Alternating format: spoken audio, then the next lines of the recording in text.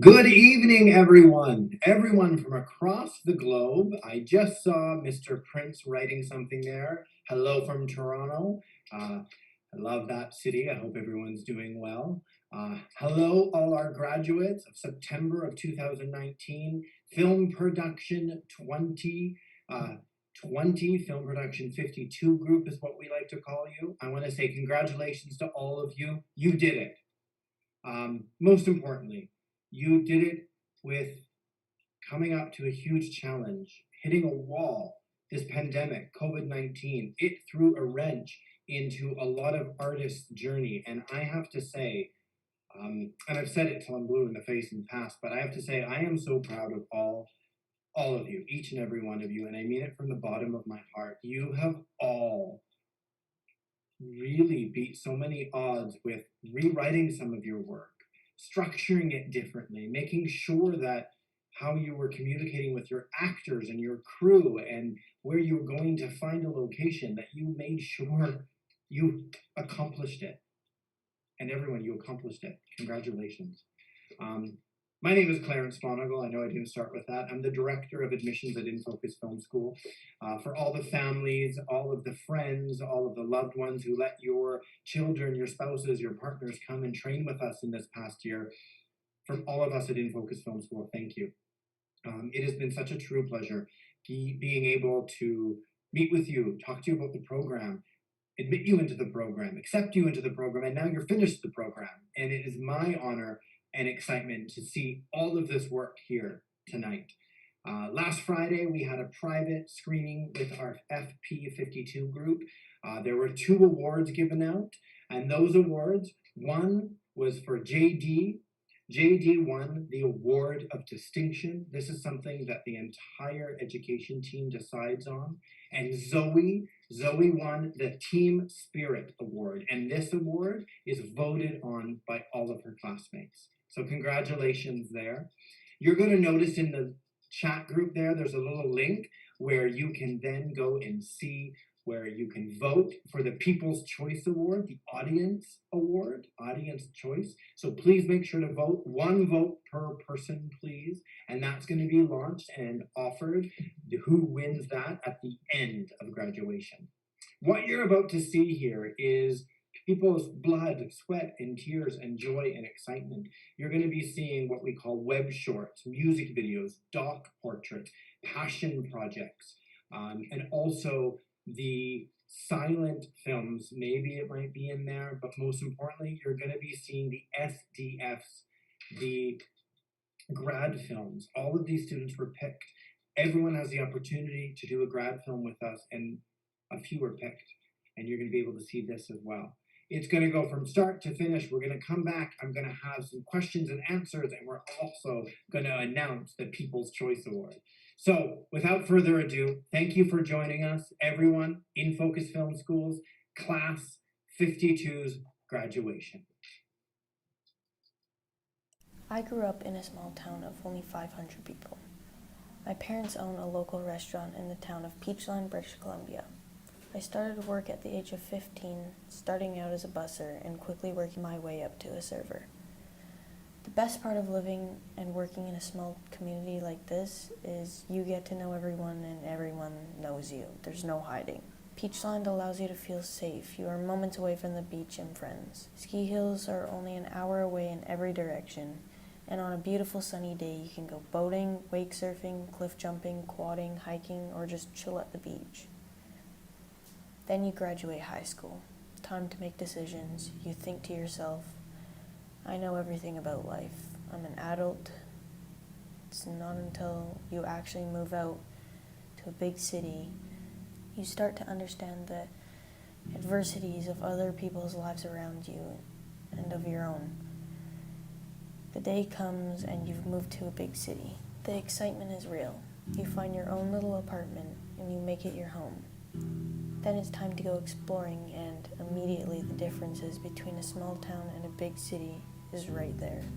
The homelessness, the drugs, the mental illness, and the disconnect from humans.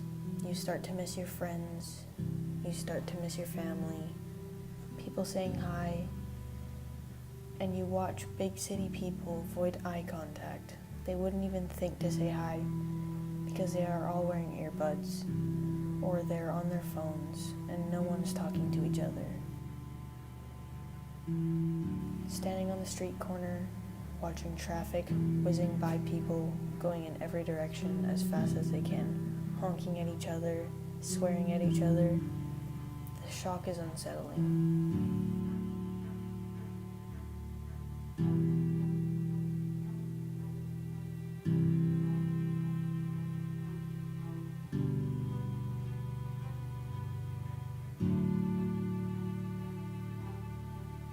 Put in this routine of going home, making dinner,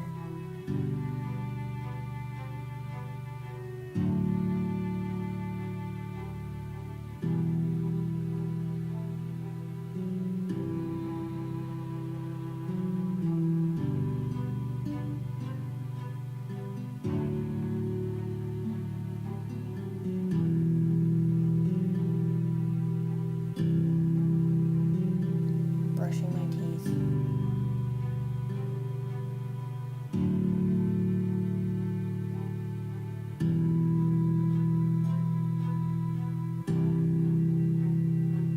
and getting ready for the gym.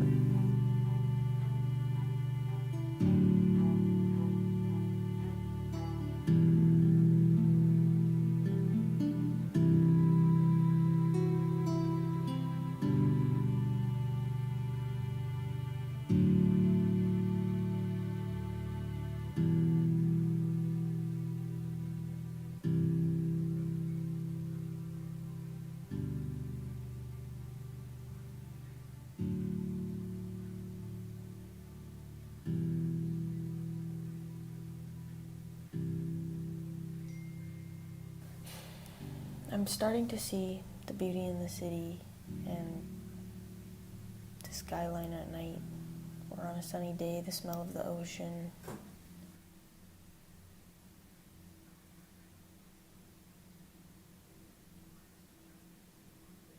But when I think of all my memories of hanging out with my friends, seeing my family, going driving, it warms my heart because I know I'm going to see them again, because they only live a couple hours away, and I haven't lost communication with them.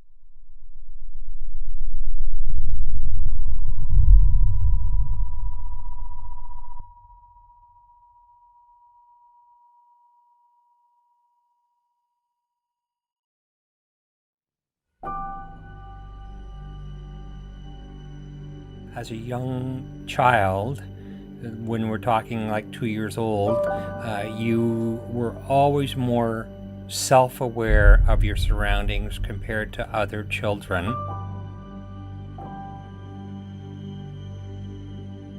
I remember one morning walking back to our cars, and I think Hayden might have been 6 or 7 months old. The other mom remarked that Hayden had a unique way of observing and interacting with people.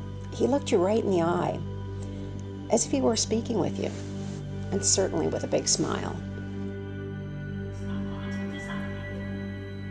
Rainstorms, heavy rainstorms, standing by a tree, looking up at the tree trunk, and the perspective when I joined you to understand what you were looking at, the raindrops were completely different when you looked at them coming straight down the side of a tree trunk compared to looking out at the rain.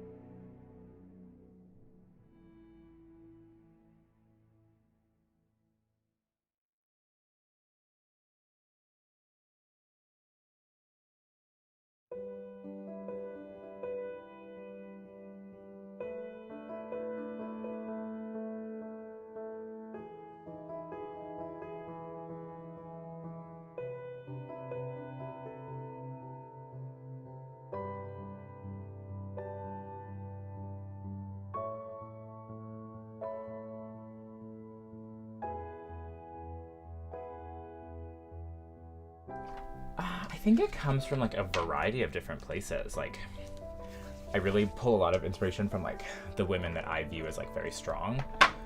And I think that that's sort of like where my personal drag character comes from.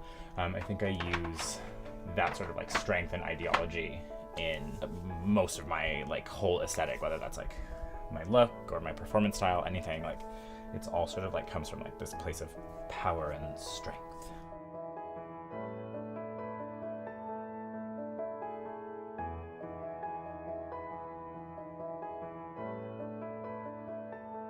My name is Kendall Gender. I'm a Vancouver drag performer.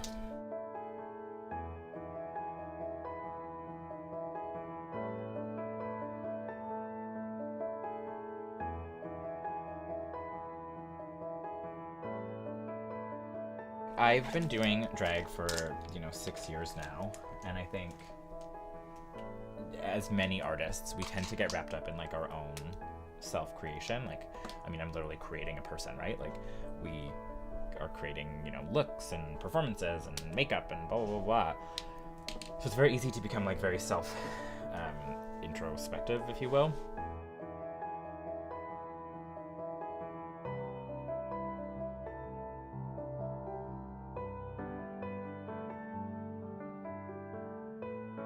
I think any person that identifies or kind of like showcases themselves in a different way is often up for ridicule, which is unfortunate.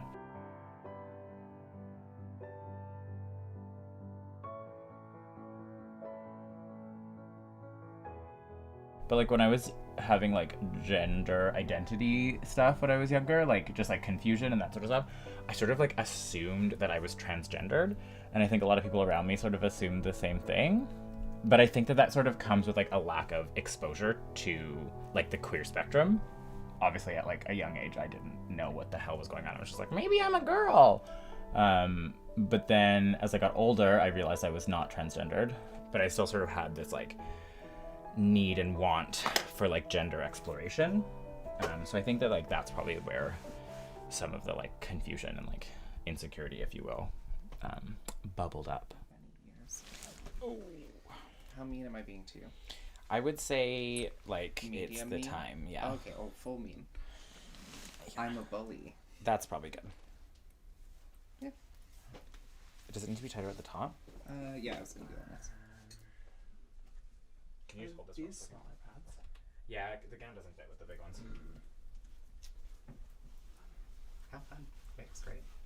Thanks. Thank you. That's why I was a little bit late, because I took extra time. Ah. This is a cute look. Oh, Only because I look, like, retrospectively at, like, my life and, like, my exposure to, like, queer people. And it was, like, they were kind of far and few between. You know? Especially, like I remember being, like, 8 years old and, like, going to Le Chateau in the mall and, like, knowing that a, like, gay person worked there and, like, always asking my mom to go to Le Chateau. Not really understanding what the hell that even meant, but, like, I always was like, oh, I want to go buy jeans. I want to go buy jeans. And it was just because, like, I just, like, sort of, I guess, even as a little kid had that, like, need to, like meet another queer person. For me, I just feel like it's so important for these, like, for youth and for kids to just, like, meet queer people and, like, ask questions and, like, experience it, you know what I mean? Like, especially with drag, it's so in the, like, forefront of, like, pop culture right now. It's like it's having, like, its moment for sure.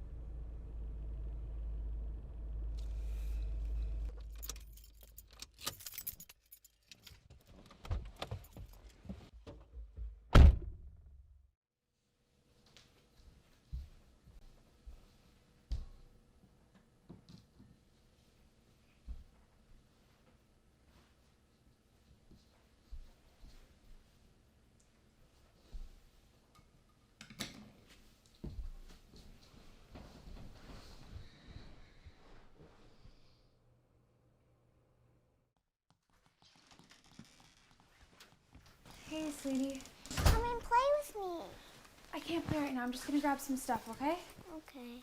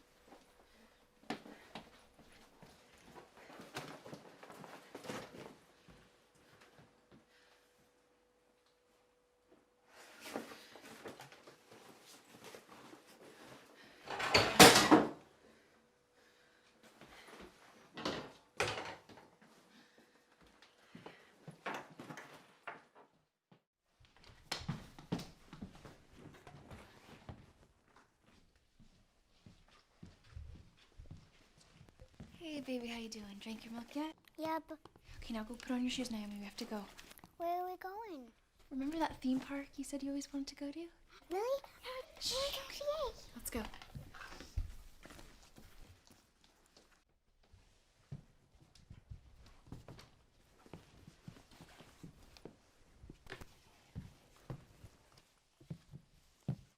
I'll wake up Mom. Naomi, Mom needs her rest today. But she's gonna be mad if she misses it. I know, baby, but I called the theme park and they said they're not allowing parents there today. So she'll be fine here. Let's let her sleep.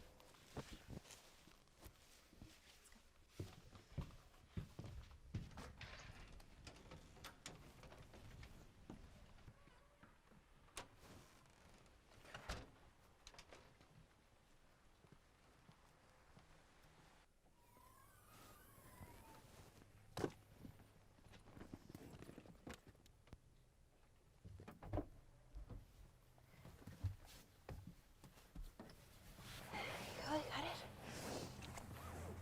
Shit. Hey, Naomi, just wait right here. I'll be right back, okay? Okay.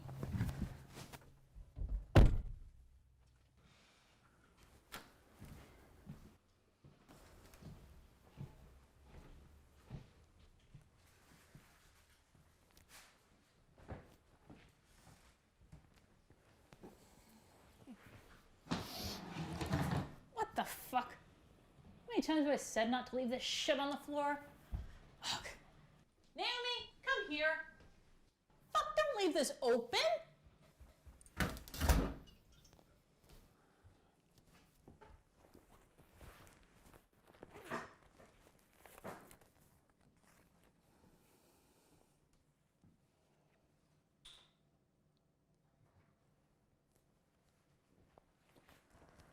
Mom, we're out of bread. I'm just heading to the grocery store, okay? Christina, you're forgetting something. Yeah, I left it by the piano. I really gotta go, Mom. Go ahead. But better be more than last time. Keep bringing me this piece of shit pocket change. God knows what I can do with.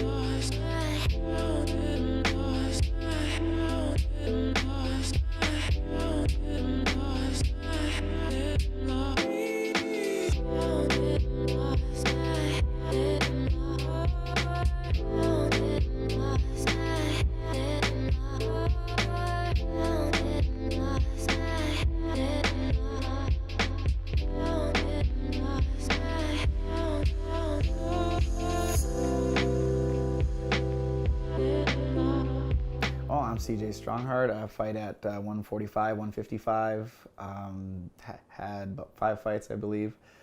Kind of one of the pioneers in the sense that I fought when the commission didn't exist. So I have some fights that aren't really on my record, but good fun experiences. Well, I grew up on Saikaz First Nation, which is in the interior of British Columbia, and a lot of my youth, like before school and all of that, was spent very traditionally with my grandpas, my great-grandpa, my grandpa. Come from a matriarchal society, so I spent a lot of time with my aunties and just with my cousins, just living life, doing fun kid stuff, but not really knowing I was doing a lot of really traditional things. Like I thought it was really common to just go out with my grandpa to the woods every day. So I find First Nations people have, with our history and the life we used to live, living a hard life we're more suited to that. Something my grandma always used to say, which always made me laugh, which is because to get to our fish camp, it's like about an hour up a trail and walk, and it's a very small, narrow way. You have to walk quite a ways after a long drive. And she, at her older age, we're asking her, do you want us to like open the path and we'll get a quad in here, we can drive you? And she's like, no, because she didn't want people to find our trail so easily. And she'd walk there, the whole thing with her tuz, which is a stick, that's how you say it, a walking stick in my culture. And she would just say, it's just hard being Indian, you just gotta deal with it. So everybody just shut up and dealt with it.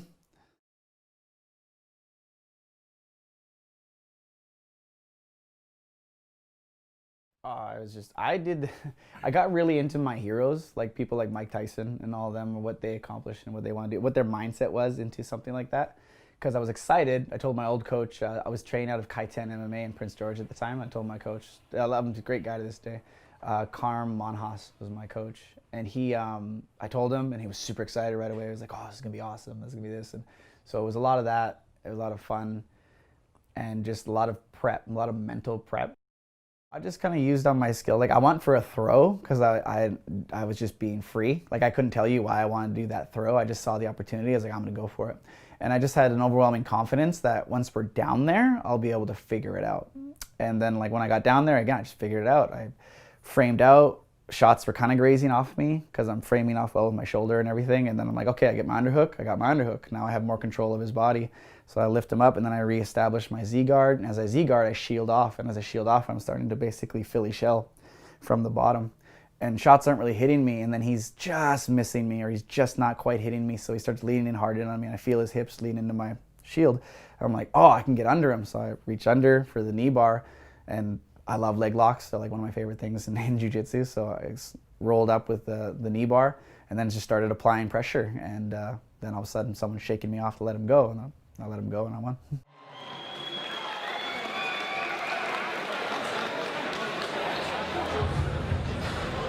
It's like, because at the time there was like an anti-bullying thing or some type of thing going on in Vanderhoof. And like there was these posters everywhere that's like, I will be, and it had all these blank spaces and a pen. And I found like everyone in town, because at the time I was working with some troubled youth, so I'd spend time with them in the day. And every one of them I saw, I'd just walk up to it and I would just, and everyone would see me do it, I put, I will be champion. Everyone, so every time I walked around town, I saw, I was like, I wrote that, there it is. And it just so like everywhere I went, I would constantly remind myself that was what was gonna happen. And yeah, and they took them down, which is sad because I had them everywhere because I wanted to bring back the belt and I want to take a picture with it. Like all of them I did, I was like, I walked to every one of these signs and I wrote that down.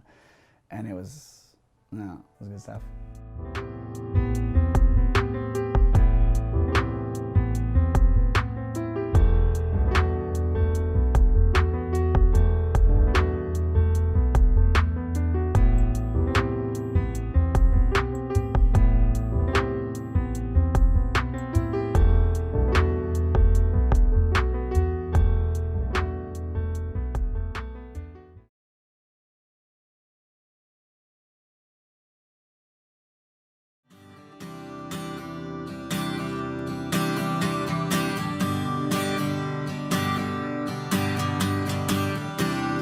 Cuando era niño nadie me avisó que a veces hay días en los que nunca sale el sol, que la vida va rápido y no puedes pausar, y a veces no tienes tiempo ni para pensar. La vida te puede quebrar y pensar,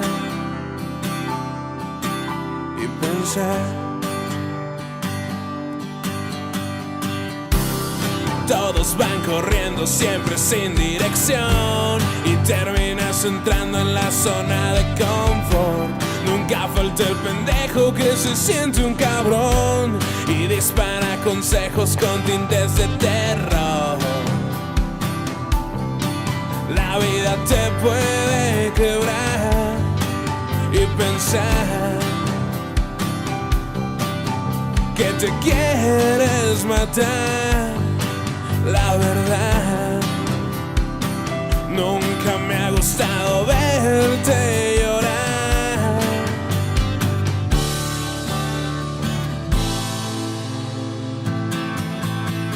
Si volteas hacia el cielo, tal vez te sonría tu Dios.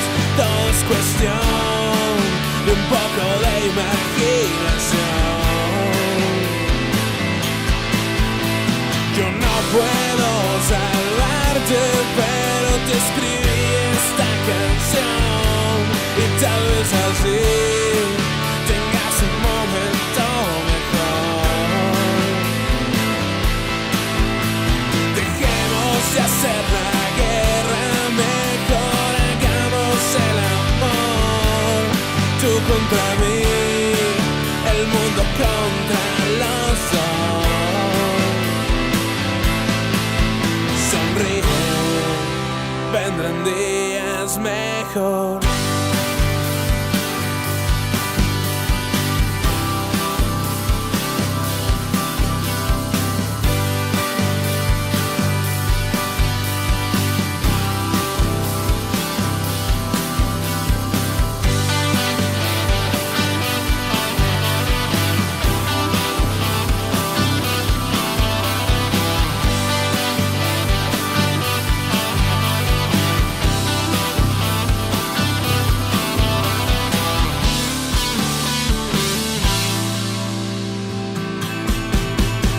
Si volteas hacia el cielo, tal vez te sonría tu Dios.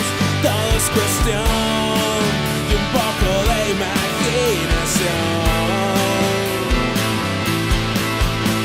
Yo no puedo salvarte, pero te escribí esta canción y tal vez así tengas un momento mejor. De hacer la guerra, mejor hagamos el amor. Tú contra mí, el mundo contra los dos. Sonríe, vendrán días mejor.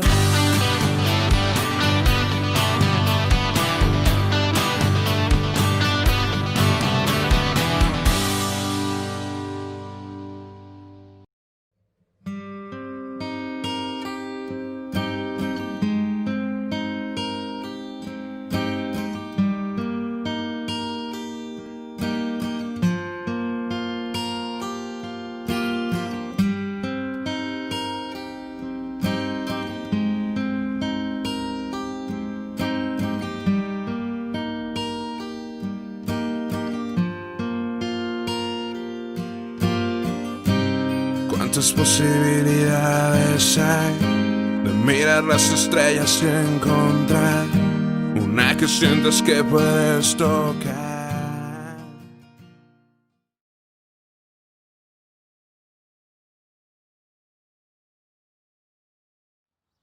I was thinking yesterday, like in my head, and I said it out loud just to myself in my room. I was like, I'm not okay about losing Toby.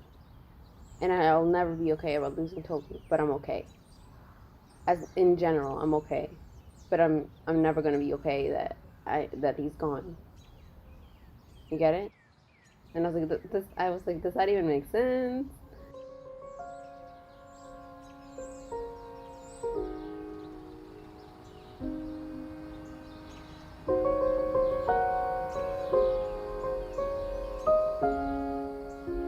Toby was, I just loved him so much because he was an indoor type, except in his backyard. He loved his backyard. When it was summer, we had the Maya, and I had taught him to go out and in. While I was cleaning, he was just out there, enjoying the sun, enjoying the breeze, and he would look back, making sure I was still there. And he would just be there laying, having fun.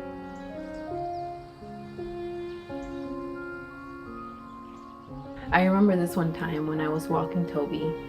He was sniffing around, and then a leaf fell next to him, and he just jumped up because he got scared. He acted like a baby. He loved being carried like a baby. And he was totally fine with it. He was more than just a pet. He was my baby.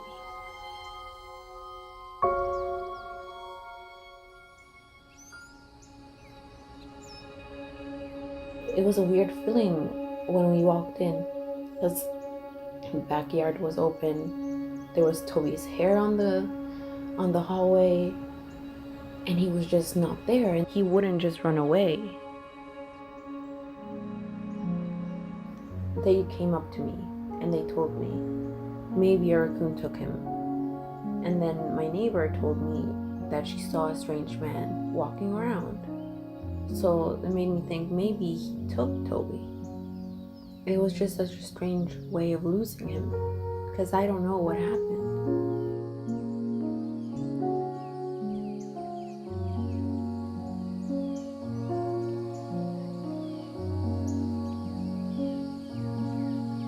And then the time I got the phone call, I had never thought that he would be telling me, "There's a white dog in this bank right now in front of it, around the bushes. I think it's your lost dog Toby that you put on the flyer. I hope you can find him." And then he hangs up. I just got up and it was just go get him back. Like, you found him, you're gonna be okay. And we just went looking. We got in the car and we drove there. We all split up and I did not see him. I couldn't see him. I was like, there's nothing here.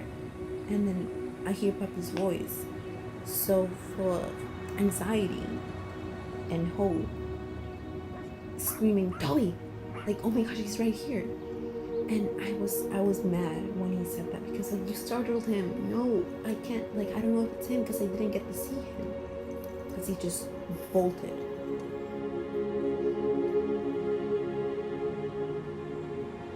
And I was just so overwhelmed with where I just want to find him. And I was praying so hard. I was like, please God, let me find him. Please let him be hiding under a bush. This will just be a funny story to tell.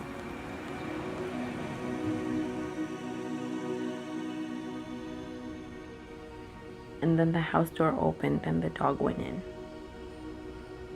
When we tried knocking on the door, they just wouldn't answer us. I went home defeated. I was like, well, here's what you get for hoping that you haven't found him.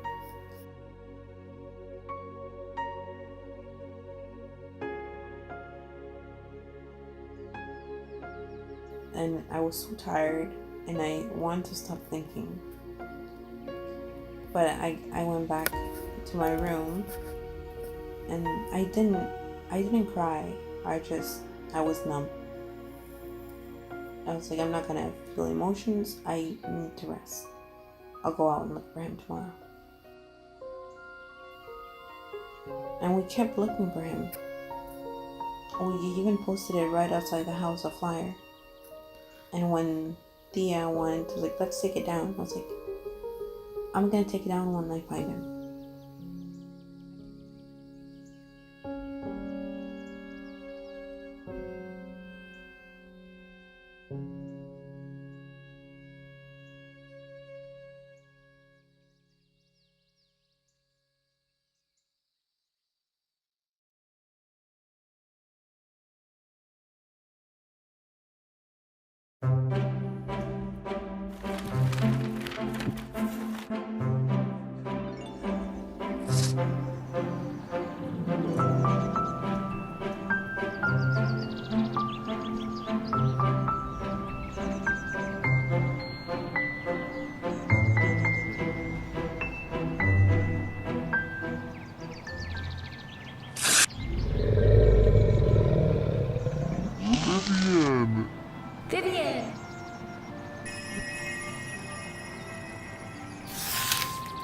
Vivian, you're here. I'm so glad you made it. Do you like my dress?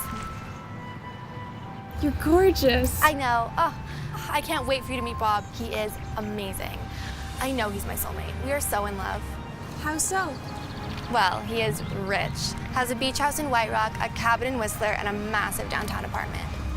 But is he romantic? Who needs romance when your boyfriend drives a Koenigsegg? What's a Koenigsegg? Some sort of Swedish car brand. I don't know, but it's expensive and that's what matters. Are there gonna be a lot of boys there? Oh, don't be shy. Here, let me fix you up. Do you remember the flirting technique I taught you? Yes. Do that on any guy and he will instantly fall in love with you, guaranteed. It's like a love spell. Does that actually work? How did you think I got a man like Bob?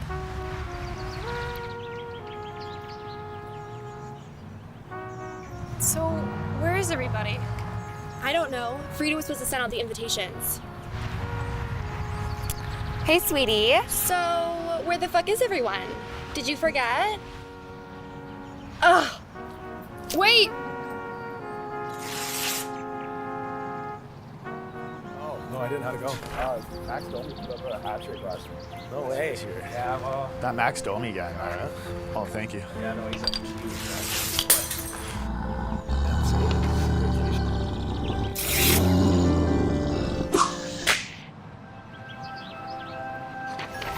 Hey, whoa.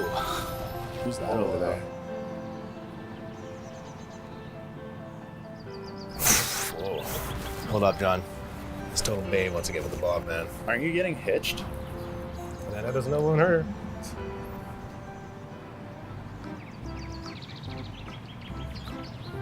Hey, what's up? So you're new here. Can I show you the ropes? Of course I can. Bathroom's over there. The beer's in the cooler over there. When the stars come out. Oh, they come out way up there.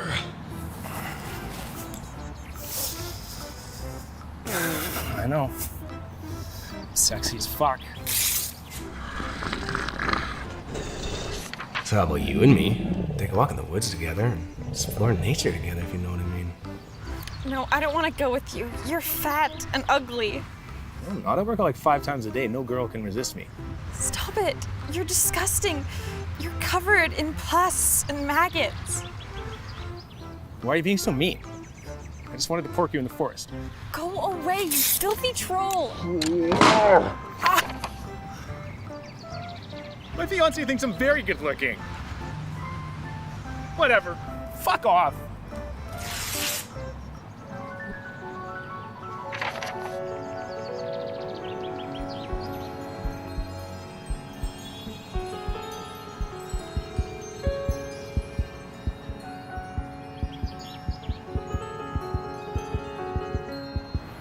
Hi there.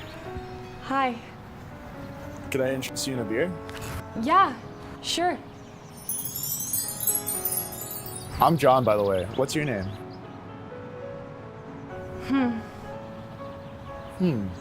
That's an interesting name. Is that Dutch?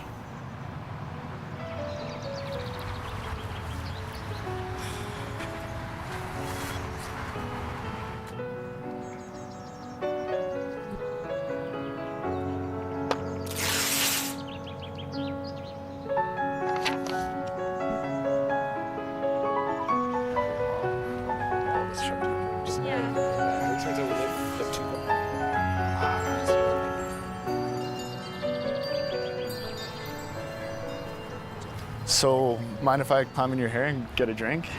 No, I'm good. So, how do you know Bob? I'm a friend of his fiance's. You're friends with Anna? No way. Opposites do attract. She could talk your ear off. If I was in a magical coma and you found me sleeping all alone, what would you do? Take you to the nearest hospital or exorcist? No, you would have kissed me. Are you implying that my first reaction to you being in a coma would be to take advantage of you? That's not what I meant. I don't care what you're into. I'm not that type of guy. Bye. Yeah, okay, do better.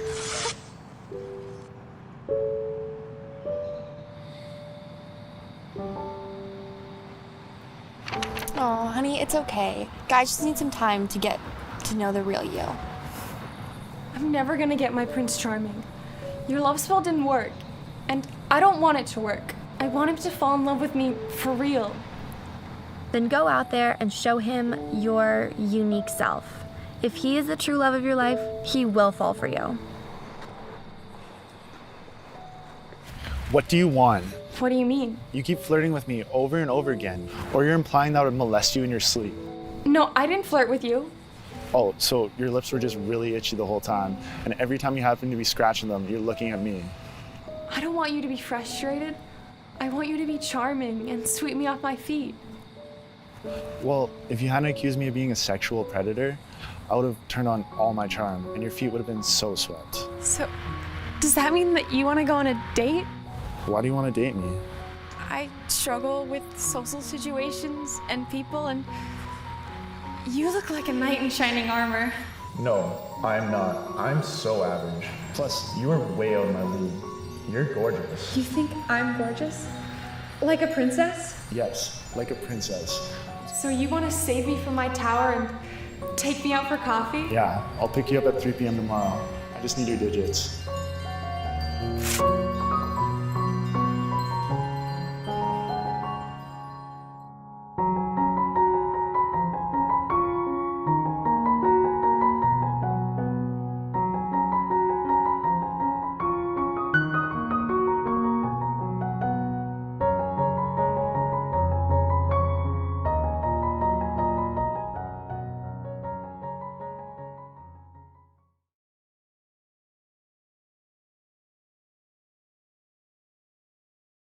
Hey Mom, I was just about to call you.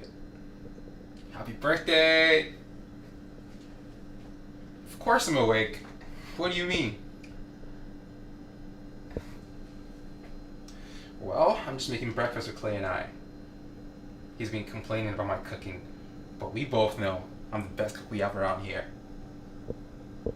Burn the house? Seriously, Mom?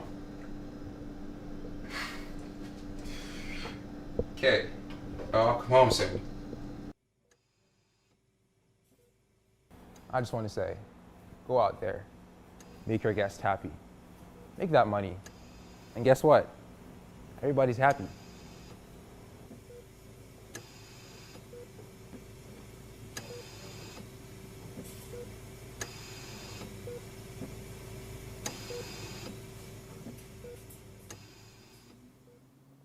Hey Carter, can we go see Mom today? No, we can't.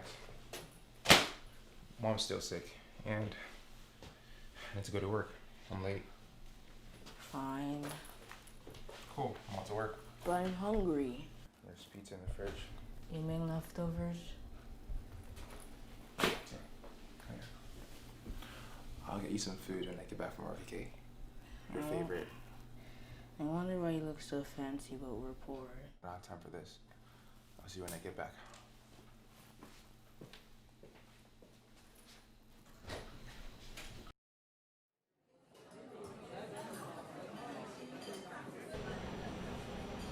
Hey Clay, this is not a good time right now.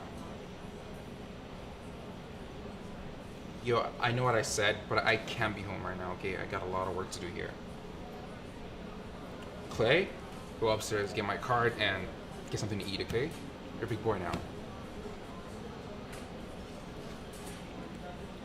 Clay, listen to me, please. I'll be home as soon as I can, okay? I love you.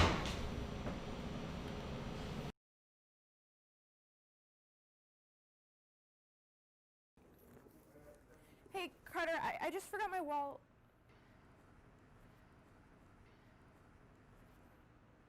What's going on here? Actually, never mind. Just gonna go to the back.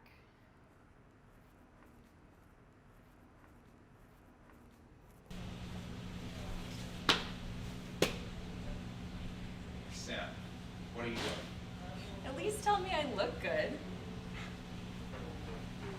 So, where do we begin?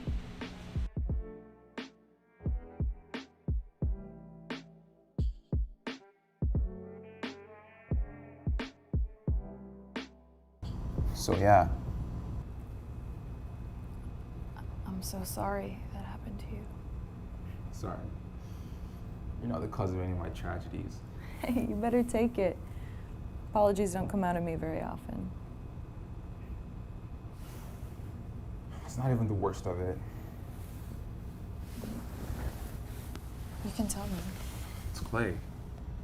Why haven't you told him? I can't. I just feel somehow like telling him will make him more true, and I can't let that happen.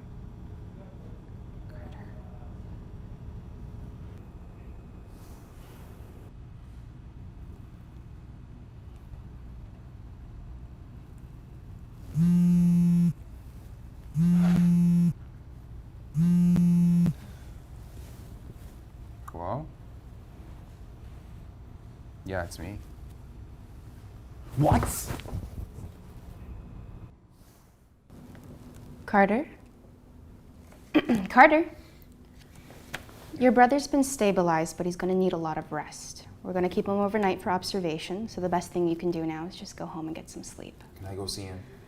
I'm afraid not. We have him pretty heavily sedated. Is he gonna be okay? We're going to do everything we can. Thanks, doctor. Of course. Let's go.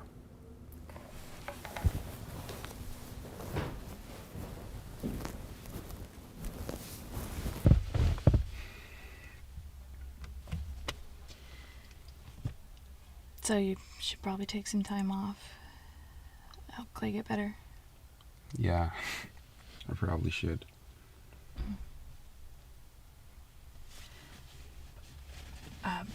But I'll, see you around. I'd like that. Okay. Okay. Oh, get home safe. Thanks.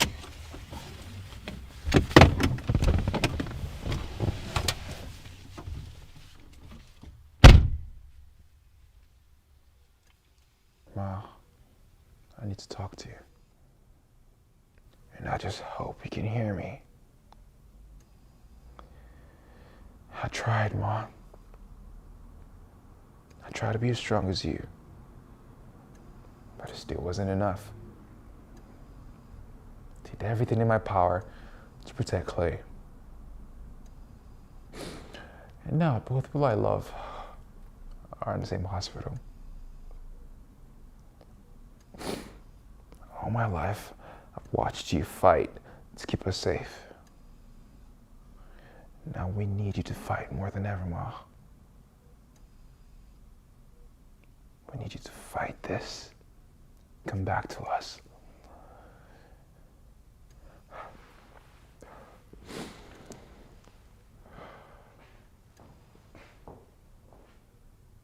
I'm ready, Ma.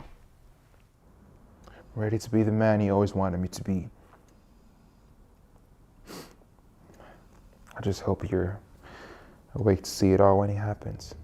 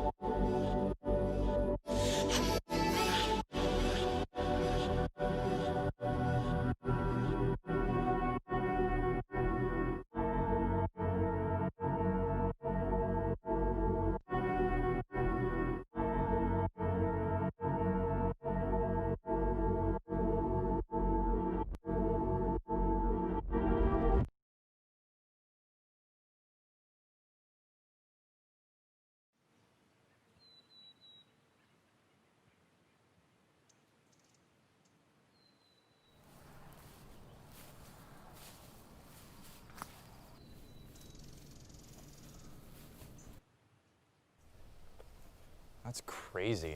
Are you kidding me? I'm telling you, man, he was bleeding internally the whole time and nobody fucking noticed. He just kept drinking and smoking and there he was, dying. Holy fuck. That's disturbing. I know, kind of goes to show you, Don't be a dumbass. Well, it wasn't really his fault, but... Brian, we should totally make s'mores tonight. It'd be so much fun.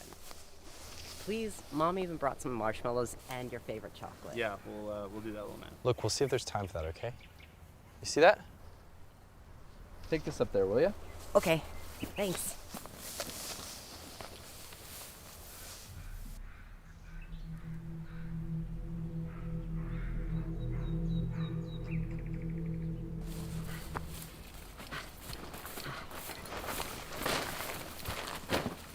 Hi, I'm Donald. I'm Brian's brother. Nice to meet you, man. Any weed on you? No, not on me at the moment. I smoked my last joint. Right. Yeah. Hi, how's it going? Hey, what's happening, man? Long time no see, huh? Hey, Gordon, what's up? Just bonding with Donald right here. Oh, is that mine? You boys better brought your own shit. Of course we did. I'm so stoked for tonight. All right, you little shits. Let's get this party started. I had a few boys coming over later bringing a shit ton of weed and booze. Hell yeah, I'm in. Let's do it. Brian. Alrighty.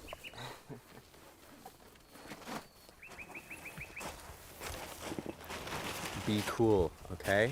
Keep quiet and don't tell Mom shit. I won't. I promise.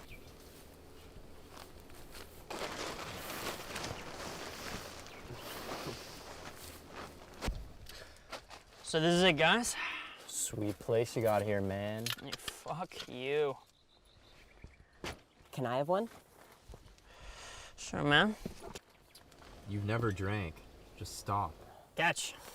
First time for everything, am I right? Come on, Gordon, he can't have that. He's 12. I drank at his age. I'm 13. You see that? He's 13. It's good, right? You guys won't believe what happened the other day. I met these groupies and they were telling me all about this band they followed. I can't remember the name, but they played me one of their songs and it was fucking awesome. Yeah, I guess we missed that, huh? Where were you guys? I didn't see you at the party. I was just at home, hanging. Not really my scene. Guess I just feel a little out of place, you know? Yeah, lately I've been getting out of the city as much as I can. Come to a place like this can be so relaxing, you know? Oh yeah, I mean, this is cool too, but you should have seen those chicks. They were fucking crazy. Yeah, I don't doubt it for a second, man, but this right here is what keeps me sane. And this. So, what happened with those girls? Or is that where the story ends? Oh yeah, no, I wish something would have happened. You scared? Do you want one? Yeah, thanks, man. What are you anyways? Freshman? Me? Oh, yeah, I will be this year. You ever been with a girl? Yeah, so many times. Shut up, Donald. Don't be making up shit. Whoa, hold on. Maybe he has. Yeah, he's probably more popular with the ladies than you are, Brian. Here, this one's yours. Oh, shit! What the fuck, Donald? Damn, don't just stand there. Come on, clean that shit up. I'm sorry, Brian, I didn't mean to. You guys good?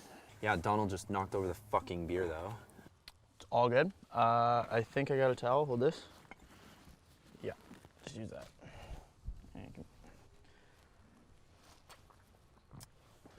You little shit. I told you to keep it cool. All right, you little shits. Once this is done, we're gonna have a serious problem. Sorry, man. You shouldn't have come. Nothing a little beer won't fix, am I right? It is starting to get dark though, so we should probably get some firewood for tonight. Yeah, you guys get on that. I'll clean this shit up.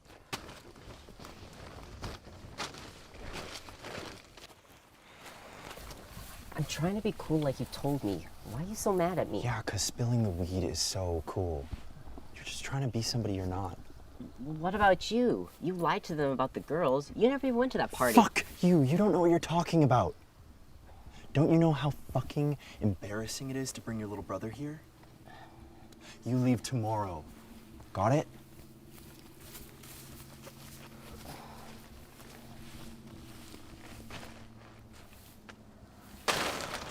You good, little man? Yeah. Brian's mad at me. Man, just ignore him. He's the...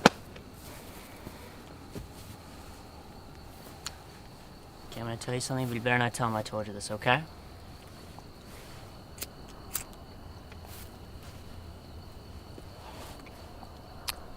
That boy's always trying to impress me.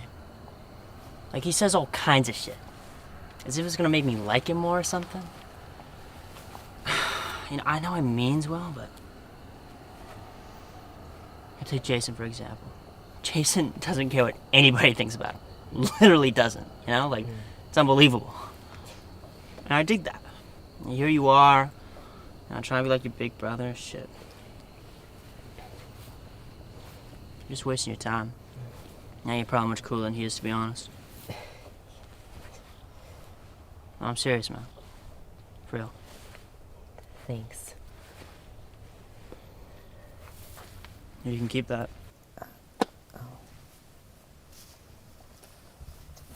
I'm back.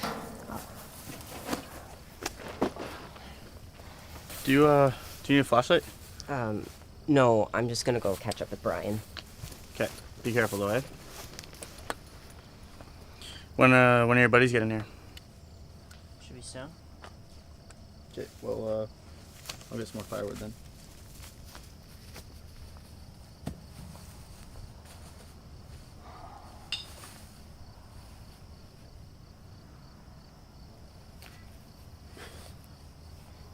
Are you planning on helping or no? What? Are you just gonna lay there while we do all the work? You see Donald? Don't change the subject. No, I'm serious. He went out looking for you. He didn't bring a flashlight. He was gonna get dark soon. What? He was pretty upset when you left him here. That has nothing to do with this. Which way did he go? That way. I'll help look.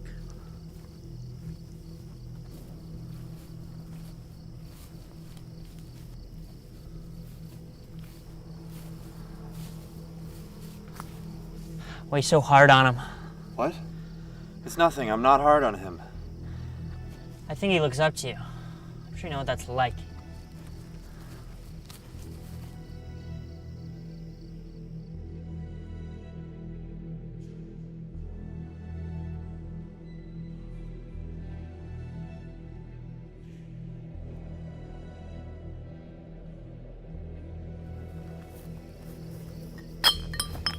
Don't. Just trying to help. You'll be back. Don't worry. Why are you all of a sudden being so fucking nice, huh? If whatever's gotten into you, just keep it to yourself, right? This is a peaceful night. Stop being fucking annoying. He's not your friend. Why? I used to be like him with my other brother, man. Just give him some slack. Don't get involved, okay?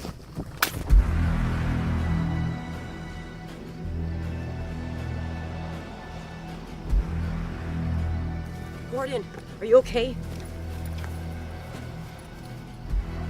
Brian, what did you do? What happened, guys? What the fuck? Don't just stand there. Fucking do something. Help me get him in that wheelbarrow. Grab his legs. Up.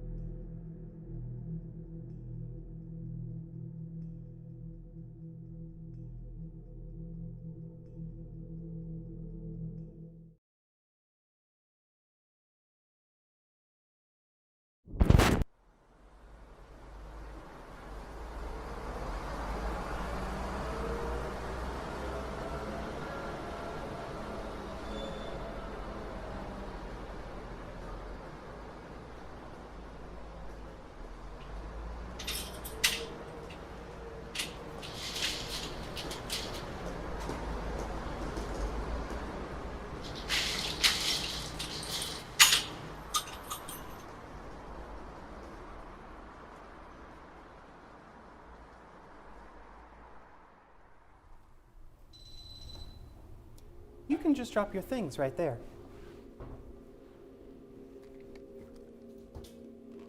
Now please sit in the chair.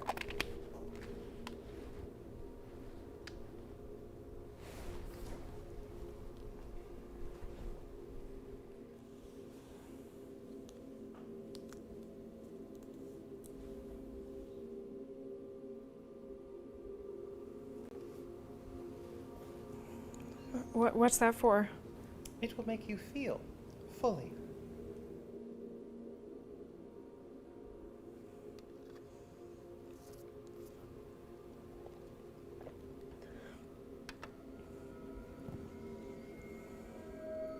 Remember, you can say stop if you don't want to continue. Let's just get this over with.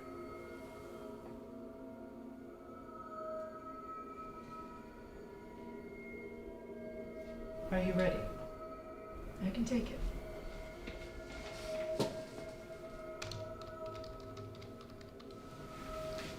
This will hurt.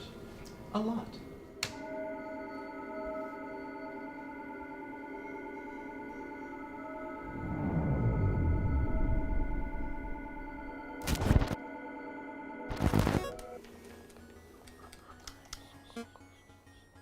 Babe. Oh my god, babe. Baby.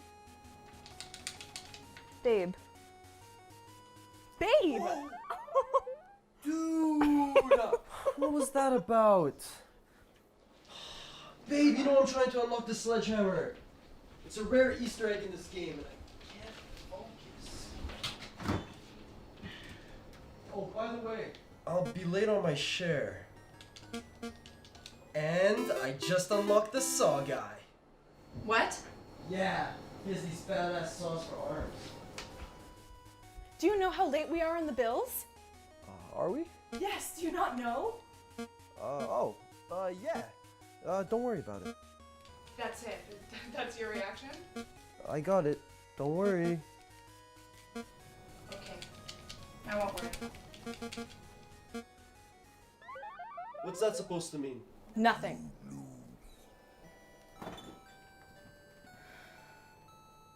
Okay, then it's nothing. It really is nothing.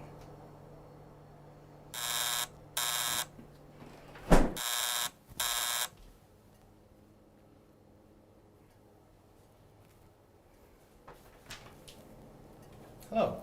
Would you like to hear about Path OS? The science you can earn $500,000. $500,000 minimum. Hello. My name is Robert Button. I am from Path OS. Oh, babe, I heard about this on the internet. They do this I would thing. reassure you, sir, that whatever it is you've heard in the news is nothing more than falsified information. Thank you. Back to important matters. The program is straightforward. You will undergo a non-surgical procedure in which we extract your emotion. Simple. What? We extract a percentage of your emotions. No, I heard you. Is that even possible? Would it be possible for me to have some water? Yeah. I'll get it.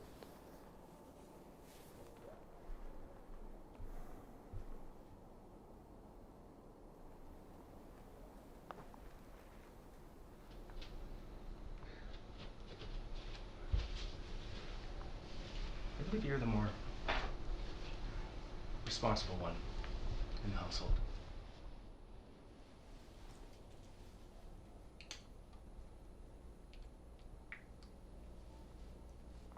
I think you'll make the smart decision.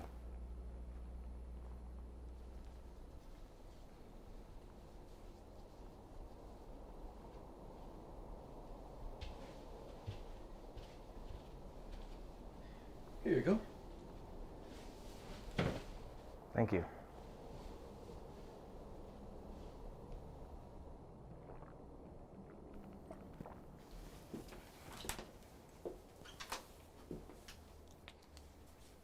I'm available anytime.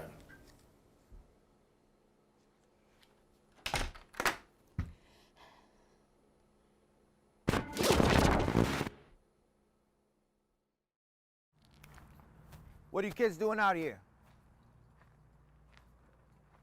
You know you can't smoke in the park, right? We're not smoking. Yeah, whatever, Snoop Dogg. Sure as hell didn't smell like that. Must have been someone else. Does it look like I was born yesterday? Consider this a warning. 10 minutes. Wrap it up.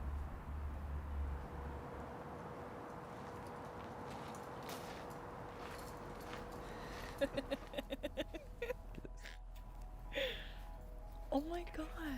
Okay. Oh shit. Did you believe that guy? We should have given him a hit. Yeah, there would have been a lot more drama. I think he's just having a tough day, you know. Yeah, he just needs to relax. You know we have to go back there after. We have to go see if he's doing okay. You're just trying to avoid my question now. What would you do if you had 24 hours left to live? If I had 24 hours to live, I'd probably spend it playing some more video games. Or fucking you. Oh, nice. Not both. Well, how come? I'm just not that smart. I can only focus on one thing at a time. You're such an asshole. Stop.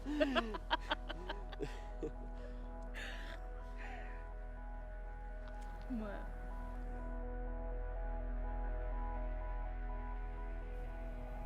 How fucked up is that? Like, selling your emotions? Like, that's messed up.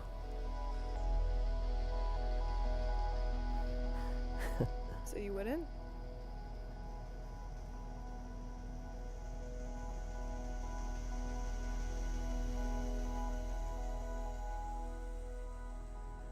Okay, truth or dare? Dare? I'll do anything for you.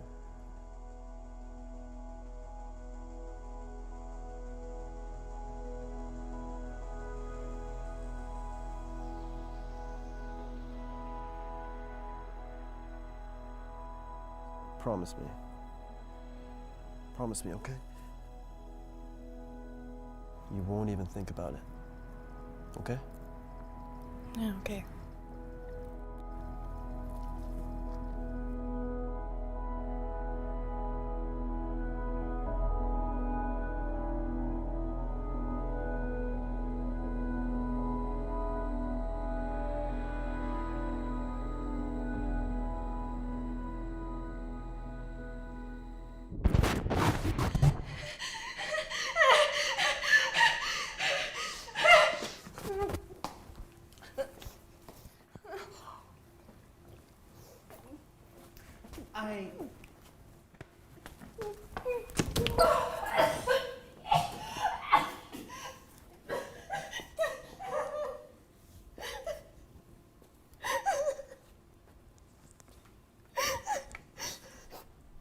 Please sit down. We need to continue.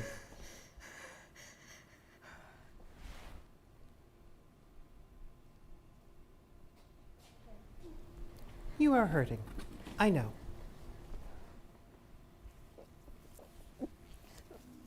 The pain will soon pass. It is better to feel it now.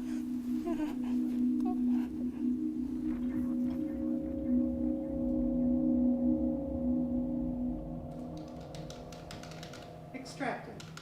In 3, 2, 1.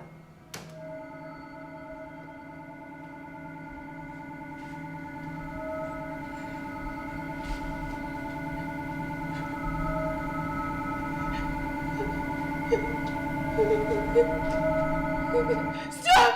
Stop! Stop it! Please! Please! Stop it! Stop it! I'm sorry. I can't. I'll be back.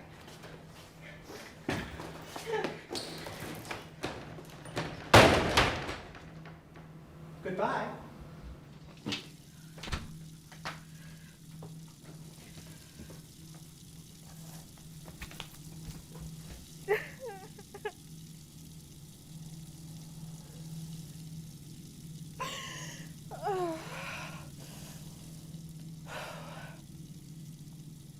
Pat? Oh my god! Hey, are you alright? Why are you out already? You must be hungry. Let me get you something to eat.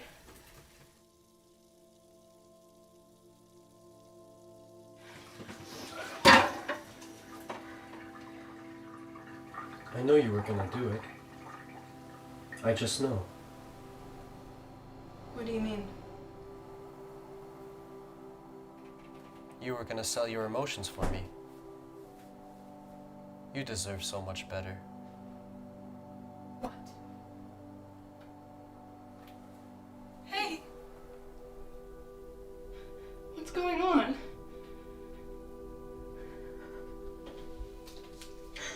No. No. No.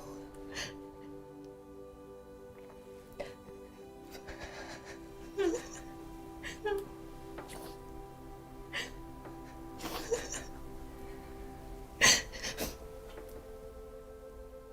Do you still love me?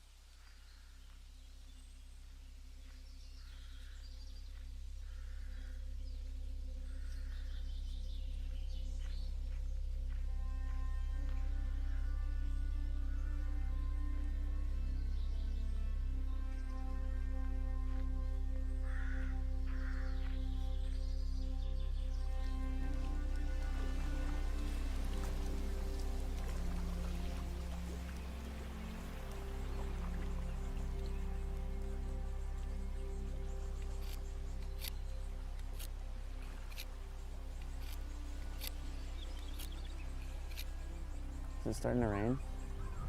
Ah, shit, clouds are running in. We'll be all right. Caught anything?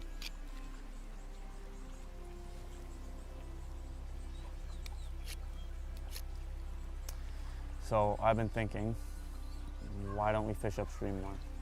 Maybe you'll actually catch something up there. Fishing upstream won't make a difference. This is as good a spot as any, Jack. I just don't get why you don't want to try. It's not safe. You know the rules. We gotta follow protocol.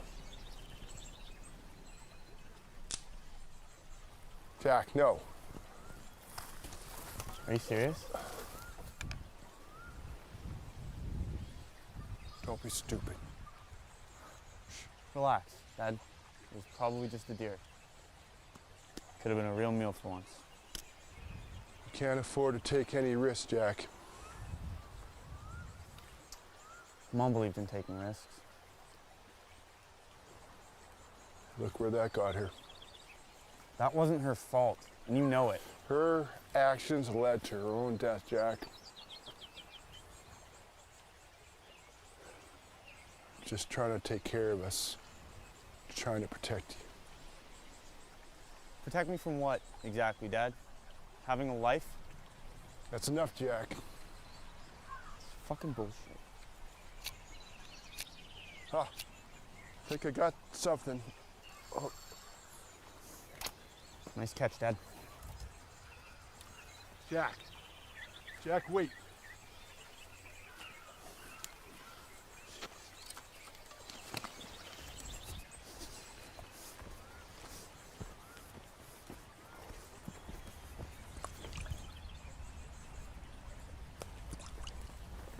Jack.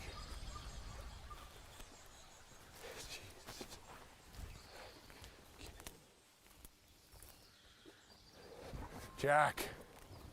Look, sorry what I said earlier, especially about your mother. I was out of line. It's fine. Stay strong. I know it's been hard lately.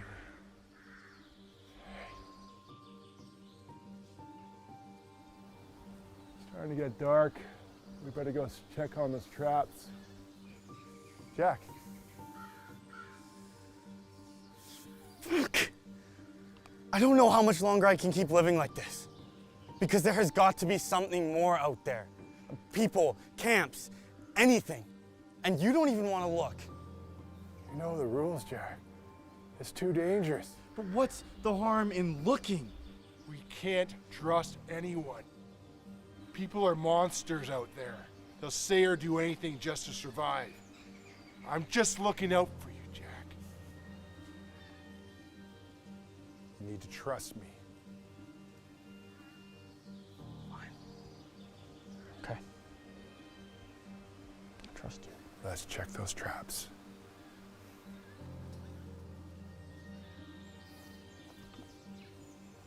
Actually, Dad, if it's all right with you, I was just gonna head back to camp. I'm pretty tired. You know the rules. We just had this conversation, Jack. But this is just back to camp. I know how to take care of myself. I'll be fine. Please, Dad, come on. Fine. Go ahead and set the campfire for when I get back. Will do. Thanks, Dad.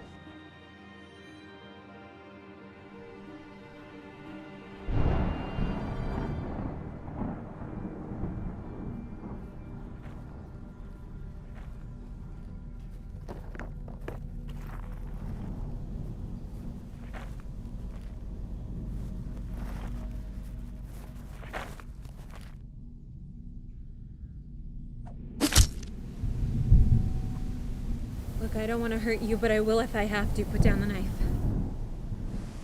Good. Good. Look, I promise I won't hurt you. I just need some help. What do you want? I want your food. Give me your food. We don't have it. I know that's not true, or else I wouldn't be doing this. Why are you doing it? I have a sister. She's ill. She needs food. I'm telling you, we don't have any food, but we can. I don't need your help. I need your food. You don't want to do this. I don't want to do this. I have to do this. What if we work something out? We can hunt together. It doesn't have to be like this. We can help each other. That and we would can never survive. work. It would be too many mouths in the same group sharing when, and well. We can try. No. It doesn't have to be that way. What happened to the way life used to be? No, it's hunt or be hunted. That is the only way. Jack? Easy. Easy. Don't make any sudden movements. All right, just let the boy go. Just listen, do as I say, and we can all walk away from this. Okay, just talk this out. What do you want? Food. I need food. Okay. Here. We can share this. No. I need all of it. It has to be all of it. Please, this is all we've got. I'm sorry, this is how it has to be. Okay. All right. Just let my son go. Good. Slow.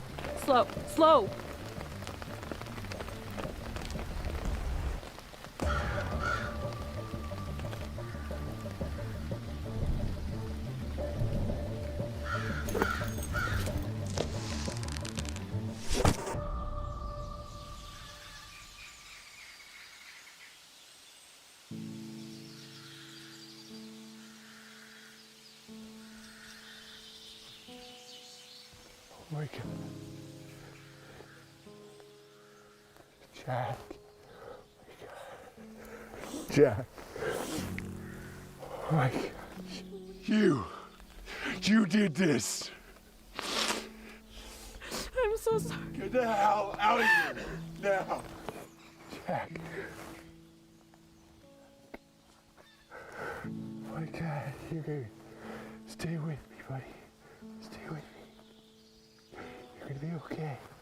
It's okay. Why? Jack, you're gonna be okay. Listen to me. Listen to me. Jack.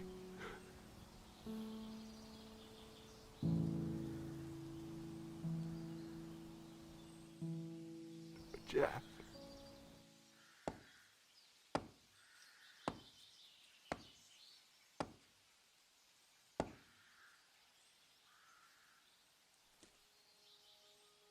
I'm waiting here inside my own skin. I'm waiting here and I don't know why. I thought that I could heal from within. It feels like I'm just picking a fight. I don't know which side of me's winning or losing right now. It's a dead even kill. Take it for granted. The life that I'm handed, I'm stuck between heaven and hell.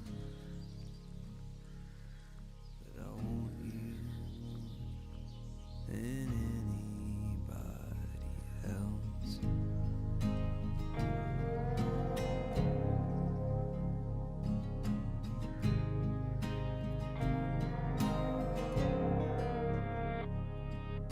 I'm waiting here where I let you go. I'm waiting here and I don't know why. I thought that there was no way to know, but now I know my instincts were right, and I got what I wanted, but it feels like I'm losing right now. We're a dead even kill.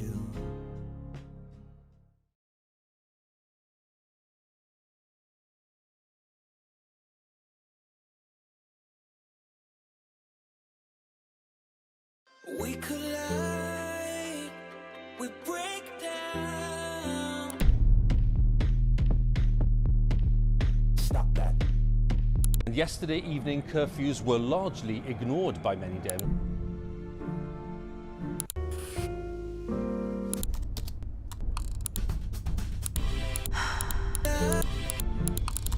Pressure.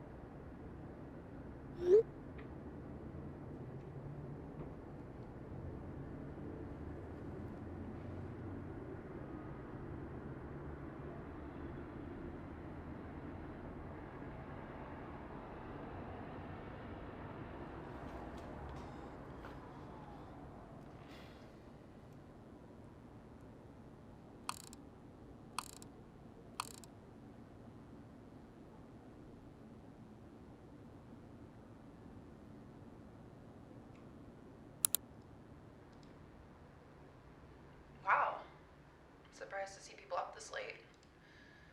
I haven't been getting much sleep lately, so I could be up for hours. I don't know if anyone's drinking, but cheers.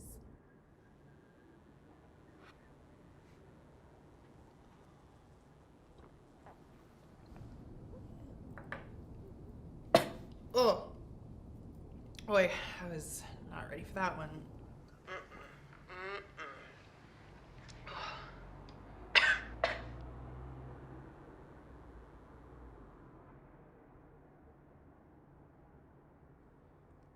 I don't think your viewers typically drink at 1 a.m. on a Tuesday. Oh no, I'm positive there's at least one person drinking this night away. Better to do that than go insane from this pandemic going around. How long have you been streaming? It's been about a week now, I think. Does it show?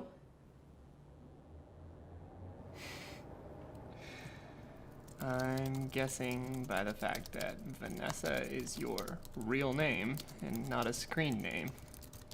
Yeah. The grass can't get any greener than you are. Oh, shut up! I honestly didn't even know that. Is there no way to change it? Not a chance.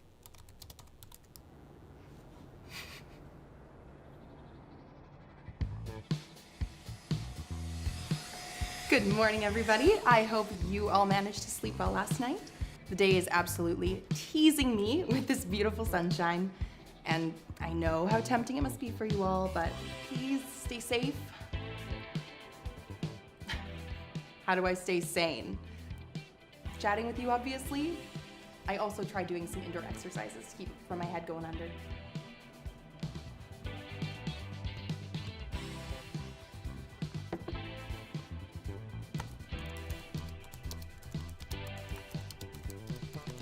A clean house helps.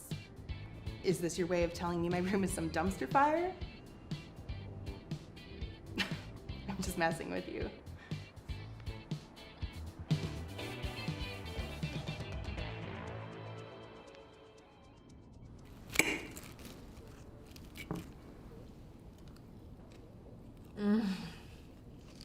Wow.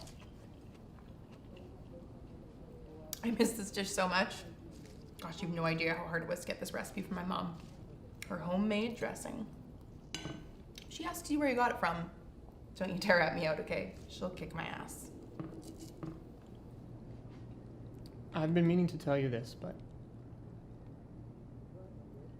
thank you. For what? For this recipe, to start. I mean, I can't tell you how long it's been since I ate actual greens.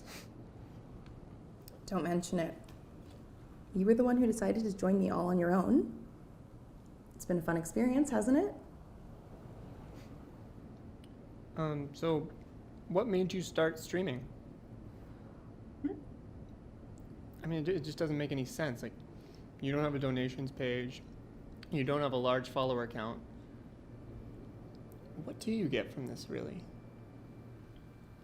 You know, when I was younger,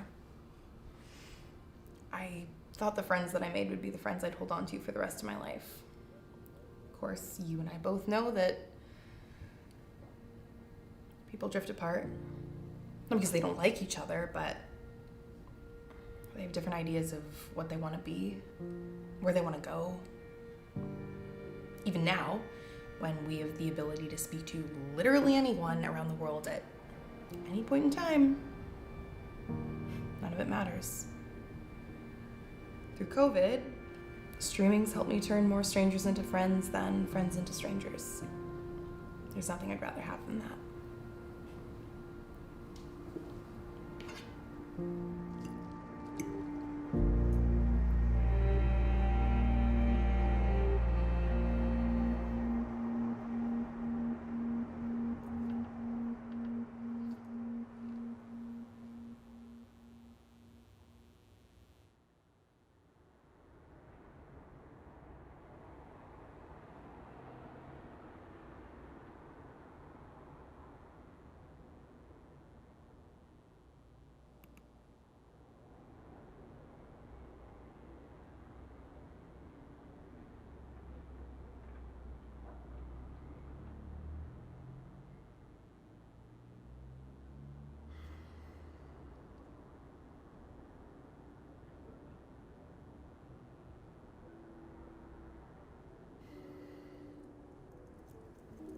I cannot tell you of all the hours I wasted away, living in a room filled with my own negligence and negative thoughts.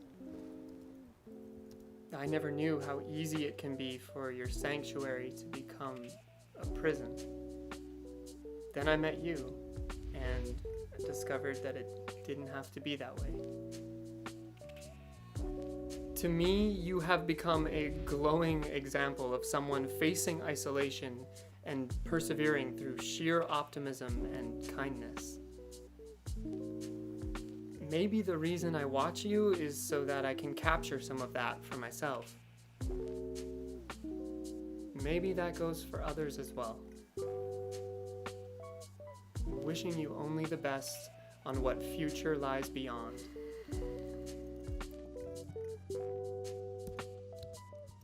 Love, your new admirer from afar, Lyle.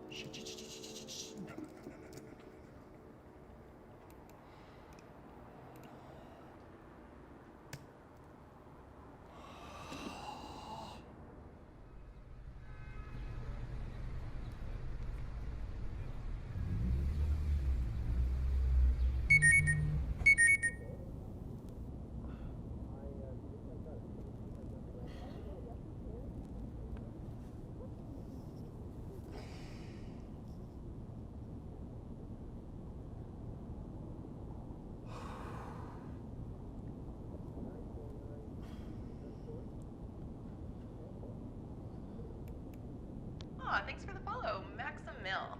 Nice to have you joining us today. I might have to make the stream a little bit shorter than usual, but doesn't mean we can't make every minute count. How's the chat today?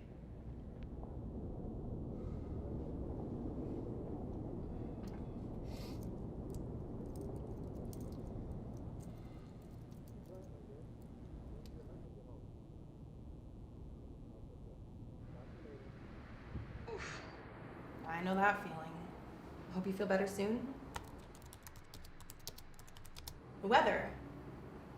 Unfortunately, it isn't looking too great over here. Where I am, the rain doesn't ever end. Gives a relaxing ambiance, though.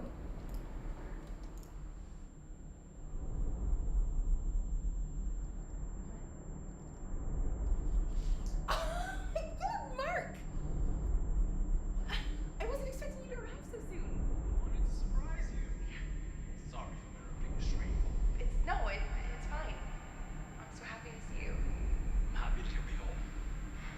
I couldn't have picked a worse time to book a business trip. Being held in quarantine is absolutely dreadful. Not surprised. Okay. You guys are berating youth comments right now.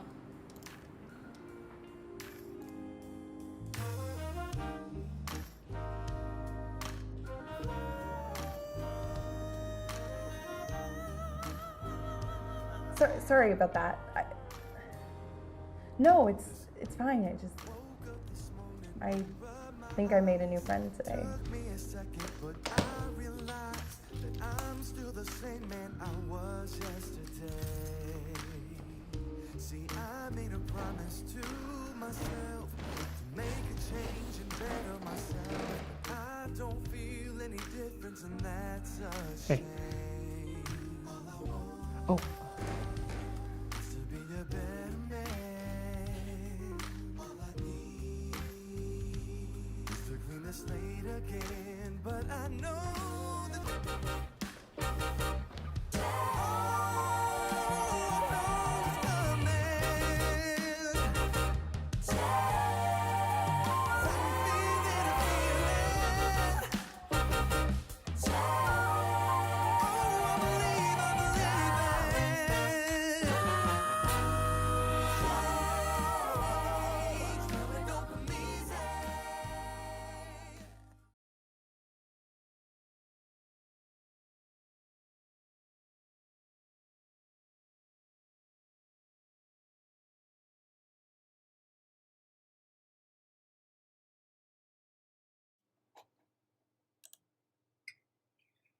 Well, welcome back, everyone. Holy, I have been sitting here in my makeshift office in my home watching all of these films.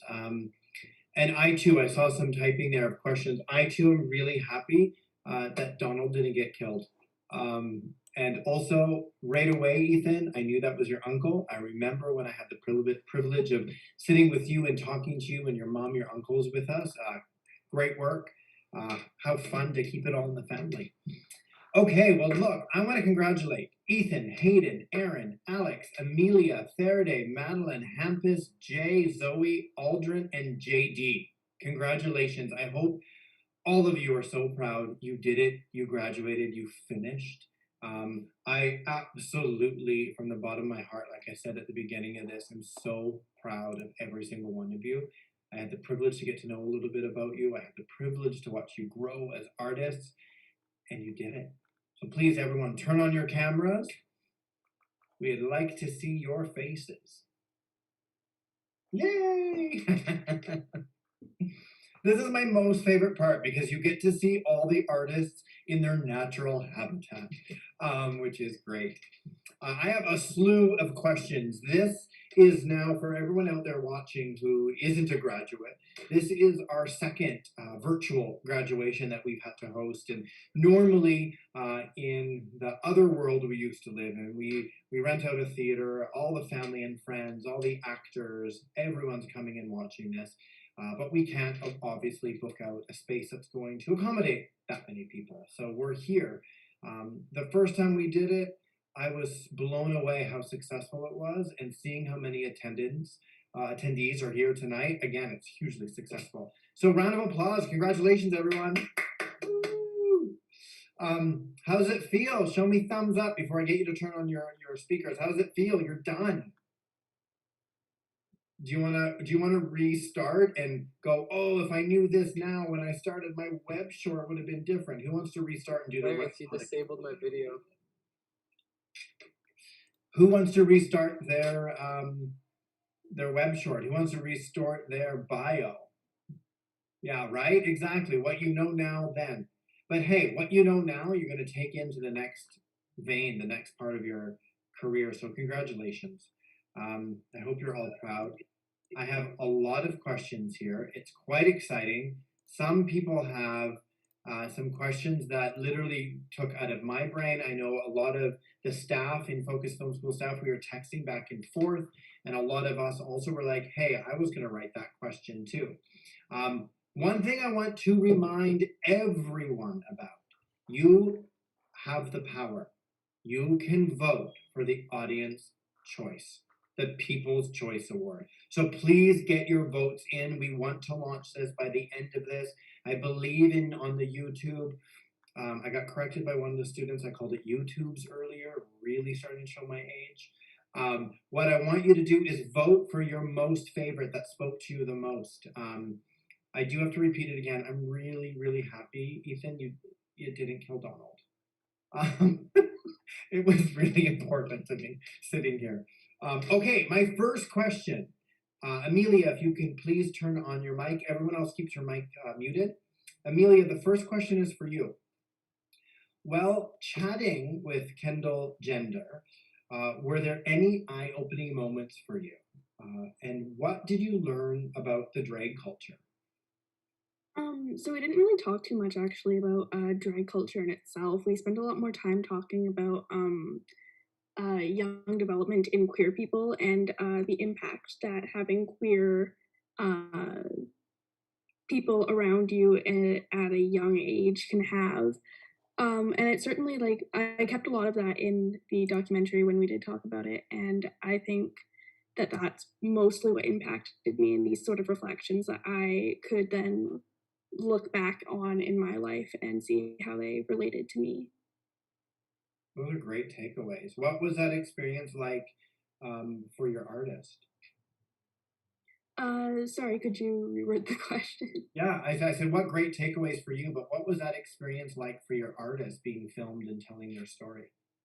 They were very comfortable and confident right from the get-go. They settled in and they were very open with me throughout the entire process, which I really appreciated. Good for you, Building that trust right away out of the gate in a doc. That's That's really hard to do, and you did it out of the gate. So, and you could really feel that in the emotion in the filming and how intimate it was. You could really feel that that person let you in to that side of them, which is quite beautiful. Thank you. Thank you. Congratulations. Okay, next question goes for Madeline. Madeline, your film about your dog, Toby, it was really touching. This is what this person is saying. So, what was it like for you to make a film about such a personal and tragic experience in your life?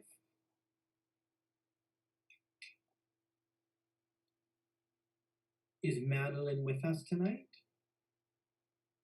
Madeline's not with us. Where is she? That was such a good question. I'm a dog owner myself, so watching that too, I was really like, this is really hard. Oh, I get it. I identified with it. We'll come back to Madeline. Sorry that we missed her. Aaron, next. Do you want to unmute yourself, Aaron? Okay, Aaron. Your movie, Strong Heart, thematically, it feels like it is about being able to overcome despite your life situations. Can you talk about the experience of the film and how you've really not only overcome obstacles, but grown as a filmmaker? Yeah, it was really fun, like, especially being an Aboriginal person. Like, I just love finding, like, Aboriginal heroes. For me, it's so inspirational. Like, and that's what I kind of want to do is, like, work with other Indigenous actors and filmmakers. Because, like, I feel like there's not enough of those. And, like, I kind of want to be in that void. Yeah, like, growing as a filmmaker, I worked with Amelia and Aldrin. That was amazing work with Strongheart. Like, they helped me so much with my vision. But yeah, that was the main inspiration. Like, an Aboriginal MMA fighter, like, who told that story before? Like, no one did. And they did such a great job. Yeah, awesome, good. I absolutely love your mandate, getting more Aboriginal work and voices out there. I have several people in the arts that I know that do the same thing, so we need to stay in contact. Obviously we will, but good, I like that. Thank you. You're welcome. Okay, Alex, turn on your mic. You screened a music video tonight. Can you talk about the differences between shooting a film and shooting a music video? I think for the most part of this film is like originally was intended to be a short film, but in the end I tried to convert the story into a music video. So for me it was like a fun process because I could use my friend's song because the song in Spanish is like is really more like to the story that I'm telling. So it was really a fun process to make a story work in a music video because usually music videos are shorter and I wanted to tell storytelling in the music video, not the same music videos that there's the artist and they're singing and stuff like that. I want to tell a full complex story in a music video. So for me it was like and also my music video was like in memory of my two friends who passed away last year, and this was for them basically. Oh, thank you for sharing that, Alex. That's good work. Thank you. Okay, my question that I have is this. Amelia and Faraday. Your film was great in building suspense. I had to write it out because I had lots to say. The events unfolded in a really nice place, but the intensity built a really strong, shocking finale. Can you talk about the inspiration behind the script and how you achieved such intensity at the end? I think Faraday would be more equipped to answer this question because she's the writer. Faraday, take us away, all the way from San Francisco, I see. Well, it was supposed to be based on a true story and everything, so the intensity is based on the part where when the boy dies, like everybody's just like all working together to try and fix what's going on, see if this guy's still like alive. So that's where the intensity buildup is, mostly in the writing. And now, I know I said it was Ethan's film, and my apologies about that, about Donald, it's your film, but one thing that I really appreciate about that is you really did take us on a different path. Like, I really did think that it was going to be a different character that we did that way. So in the writing originally, did you switch kind of the path of that? Yeah, originally it was supposed to be Donald dying, but we all decided that it would be more impactful if the brother of Donald kills the guy that's like trying to like help Donald like become more secure in himself, basically. Yeah, I like that you did that because you really did allude to maybe it was Donald. And again, my apologies, Ethan, you could have written Donald, but you didn't. But I really appreciate that just as an audience member. I really like where you took it. Good. Okay, my next question is for Jay. Jay, turn on your mic. Your film was interesting. Hello, hello. Your film was interesting to see because it was actually written by your main actor. Now, what was it like directing the writer of the script? Now, can you talk about how that worked as a collaboration? Well, I have experience in, can you hear me fine right now? Okay. I've had experience doing music videos before for different artists all around the area, and it was, I kind of applied it in the same way in the sense that the artist already had the vision, which was Henry, and I just basically had to execute it to the best of my abilities and maybe even add anything on top that could not make it better, but even better to accomplish the vision he was going for. Fun, that's good. And what was it, did you guys, maybe too personal, but I love knowing this, did you guys ever butt heads as artists with wanting it one way or the other? Oh yeah, for sure. I think there was a lot of talk between like how everything would be presented in the post room, but I think because we are going to actually do more ADR in the future, we're planning on just because some of the I definitely could notice when some of the scenes the sound wasn't the greatest just because of the location we're filming in, but we are hoping to we are going to actually re-record that, but. Yeah. Well, good. I mean, conflict is always fun to have sometimes, but it's good when you overcome it. So by the finishing product, you can see you both overcame it, right? Yeah, of course. Yeah, good. Sorry, No, it's okay. All right, my next question is for Ethan. Ethan, someone asked what challenges you face shooting in the woods, but you already answered that in the chat. So Yeah. you can't ask that anymore. Just kidding. So, but I want to ask about the bear. So, can you elaborate? There's a bear on the first day of filming. Not the first day, but there Okay. was a bear within I think it was probably the second to last day of shooting or something. We were just wrapping on set, and Hampus, he was kind of our runner, and he was running back and forth from the set to where our home base was. And anyways, he gave us a call and he's like, have you guys seen a bear? And I was like, no, what's up? And he told me, he's like, yeah, I just saw a bear. He's heading over your way. And I was like, okay, guys, let's get prepared and whatever. And we even got bear mace and everything and got ready for the situation. But it was kind of hectic, but luckily nobody got hurt and we didn't actually see the bear. The only person that saw it was Hampus, so. So when Hampus was really a bear then? I thought. Well, nobody got hurt. Thank goodness nobody got eaten or mauled. Yeah. Oh my goodness. That would be a different story of Starved. It'd be a different film at the end of it. But now that brings me to your film. I remember meeting your uncle with your mom when we had the privilege of meeting. And again, I know I teased you last Friday. I'm so glad you didn't take a gap year, bud. Congratulations. Makes me Thank so you. happy. But fantastic actor he is. Fantastic actors in your film. You obviously have the way about you to work with actors. What was that like? How did you pull that out of them? How was it working with actors? Yeah, and getting them to go to those places. Those are some pretty vulnerable places that they have to go to.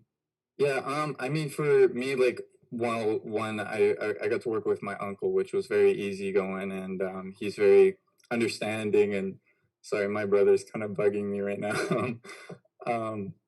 But yeah, no, like working with actors for me, I like to have their creative input within the script. So normally what I do is after the casting, I allow them to have more freeway and be able to let them act the way they feel their character would act. So if they feel like they should do this sort of action or say this sort of line, I would talk to them about it and just hear what they have to say about it.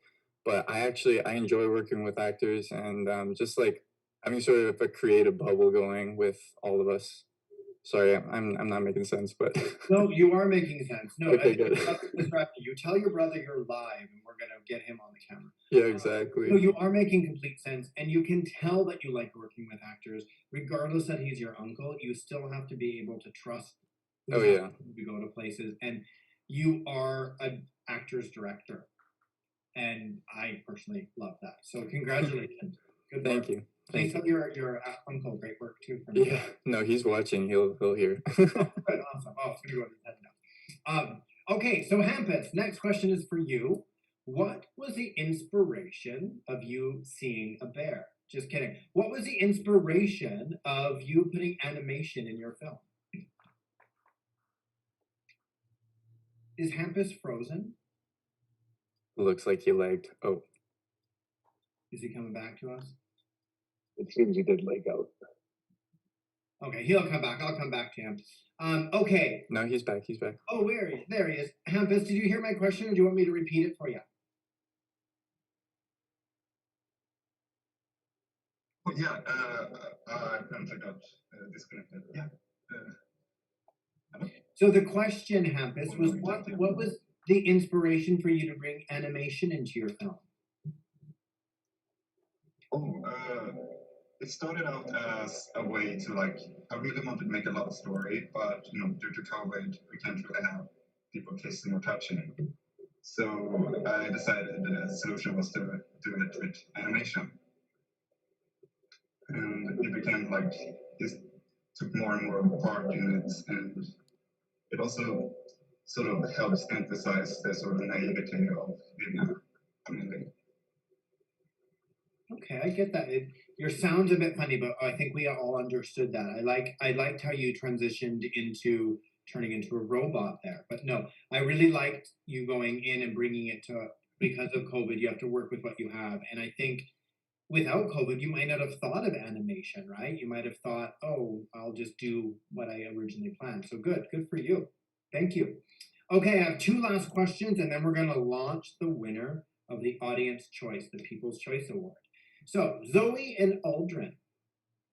Okay, someone here says they were immediately sucked into the film's use of color and this sort of trippy, psychedelic, futuristic execution. Can you just talk about your experience making the film and all the elements you needed to achieve the visual landscape of it? Zoe, take it away.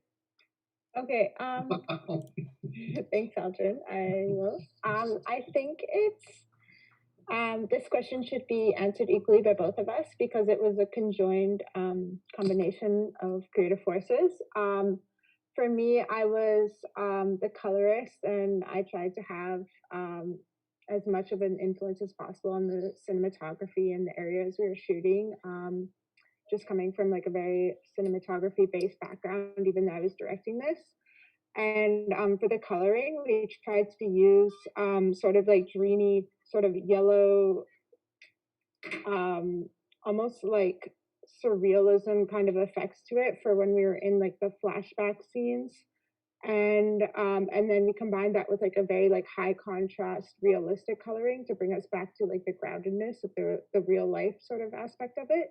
But then we left the PathOS clinic scenes completely untouched, or almost completely untouched as far as color correction goes, because it was just already shot in such a heightened manner.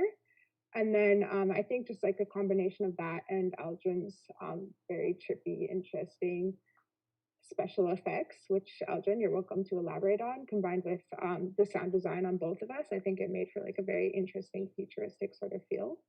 But Aldrin, if you want to jump in and add anything, feel free. Thank you, Zoe. Yeah, the graphic design was good. throws himself back on mute. Throws you.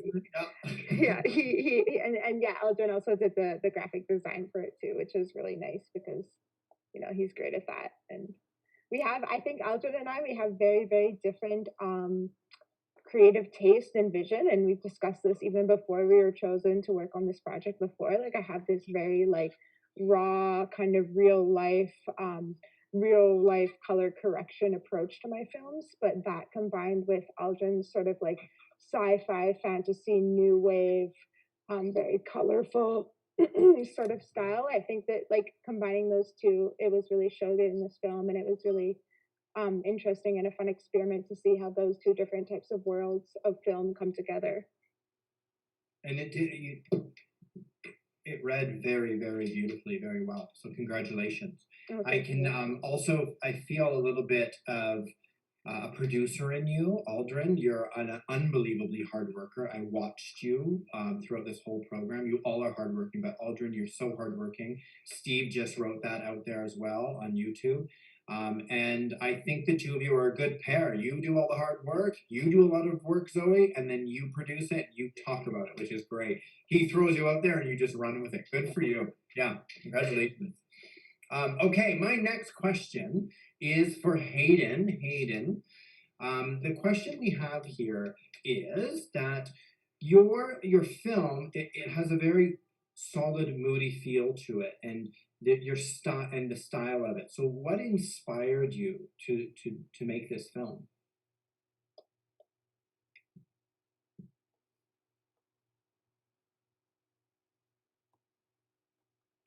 You'll have to unmute yourself, Hayden, to answer for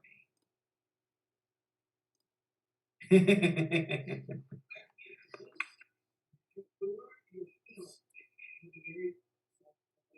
Oh, I think he's delayed. Yeah, he might be delayed.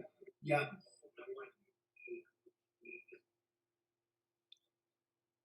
Quite honestly, it was all just life experience. I gathered archival footage from pretty much the. Oh, I am unmuted. There's a think the little bit of internet's a just delay. really bad. So maybe just. You're so delayed. Oh man. Yeah, I'm. It's brutal. No, it's okay. No, I'm not on the phone. Honestly, it was all just life experience. Gathered archival footage from pretty much the.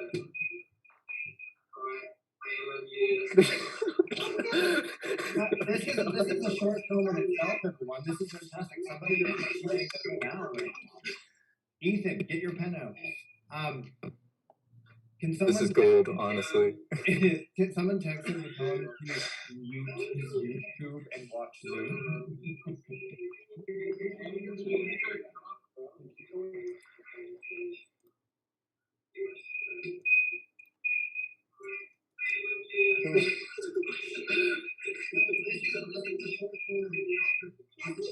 We'll let him figure that out. I can't hear him.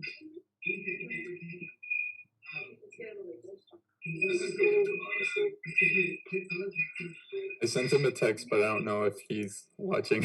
Yeah. Hayden, if you can hear this, leave and come back. Leave without word. Just listen off of your computer. Don't listen on the stream.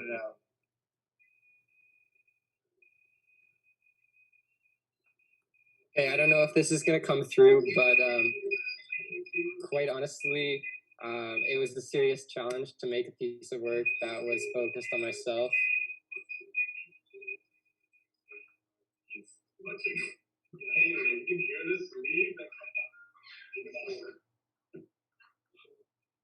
Just listen off of your computer. Don't listen to the stream. Do you think that'll help though? Okay. Hayden, the stream is delayed. Yeah, Okay. I think it's a little delayed. So we'll come back to him, and I obviously thank goodness he's a great director and not, in the IT department. So okay, I do have we have that question and the final question. The final question, obviously, JD, this is for you. So, JD, this is a film. COVID. It's a film based, a COVID film based during COVID. I repeat that because I can't believe that you pulled this out of your brain and did this. Now, was it rewritten last minute, or did you use COVID as your main pre-existing storyline? I have to say, and I'm pretty sure everyone can vouch for this, but I've been through so many stages when it comes to the script writing. It was literally started as an entirely different genre. And then once like COVID started to sink in and once I got to the guidelines, part of me is like thinking it's like, I don't think I'm ready to tackle on the challenges that COVID will present to me to like make this work. So in the middle, where we're expected to get our like first full draft of it, I rewritten it entirely, romance rom-com. So and it like it's one of those things where it's like it's best to just write alongside your current situation. And I thought to myself, it's like I'm pretty sure a lot of people like, especially like during the early stages, like being trapped in house all day, especially if you don't have any kind of roommates. And like I really got to think about like how that can be isolating and depressing. And it's like how can you find attachment in the place? And usually it goes with streamers. So that I made that kind of story about a guy falling in love with a streamer, and I just went from there, and here it is now. Very innovative, very creative, very fun. It was really fun, so really good work. Congratulations. Thank you.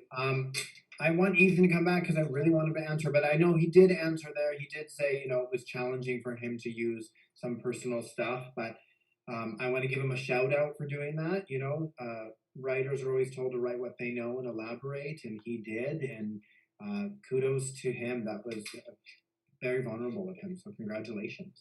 Also, that was Hayden, not Ethan. Sorry, Hayden, yes. I was actually looking at you because your screen's right there. Okay, so the votes are in, everyone. And the People's Choice Audience Award goes to, and I will say this name correctly, who it goes to. It goes to Ethan for Starved. Congratulations. Yay! Congratulations. Do you have anything to say? Well, oh geez. Well, thanks everybody for voting, and I don't know, thanks to my grandparents for like helping me along, as well as my mom, and same as my uncle for being a part of that project. And thanks to even like just everybody, I guess, like everybody in the school and my crew, and Jay, Hayden, Hampus, Aaron. Like I'm freaking out, but everybody did such a great job. But thank you everybody, y'all killed it. And yeah. No, you killed it, Ethan. You killed it. No, you killed it, Jay. You killed it. My family's freaking out downstairs. Oh, that's so good. Yeah, they should be. Your work, fantastic. Everyone's work, fantastic. Your journey throughout this year, like I said at the beginning, you started fresh face, not knowing what you walked into. March hit everyone, hit you, and then you were dealt with COVID. JD, you took that script, you rearranged it, you made it into the COVID. All of you had to work so differently. And I hope you're all so proud of yourselves, because there was one point where it felt like that wasn't going to be able to be the case or happen. And it happened. So Ethan, congratulations. Everyone, congratulations. That's it. Anyone who has other questions, feel free to email info@infocusfilmschool.com. I cannot wait to hear about your futures, everyone. And do not be a stranger. You're part of the InFocus Film School family. Congratulations. Cheers, y'all. Thank you, Clarence. Thank you, Clarence. Thank you, everybody. I'm gonna miss Thank you so all of much. you. Great work, everyone. Great work, guys. Love you guys. Take care.